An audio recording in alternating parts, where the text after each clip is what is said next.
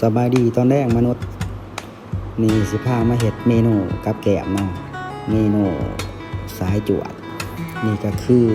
สีโครงแกะเนาะสีโครงแกะนี่คลิปนี้ก็ได้ดนแล้วแหละแต่ว่ามันหลายคลิปหลายหากะหาเห็นหากะสีมาอารมณ์นี่คันเว้าเรื่องเมนูกับแกมนี่เชื่อใจเขาได้แล้วนะคัน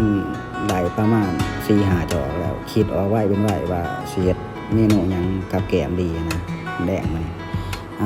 นี่ก็คือปีกสีโครงแกะเนาะส่วนเครื่องผสมนี่ก็บ่มีหยังได้หรอกมีสำหรับสูตรข่อยนี่มีแต่เกลือกับเป็นนัวแล้วก็พริกไทยดำนี่ตำก่อนตำให้มันมนๆแต่ก็บ่มนแห้งแล้วก็เกลือเนาะเกลือสิใส่ยี่ห้ออะไรก็ได้ตัวนี้ก็เป็นหอมฝรั่งเนาะชามเอามาปีนี่แหละจะเป็นยี่ห้อนี้หลังจากที่ว่าเฮาใส่ส่วนผสมเรียบร้อยแล้วเฮามาปีแล้วโอ้มันจวดเมนูนี่เปลืองเหล้าเปลืองเบียร์แห้งอันนี้เอาจัดไป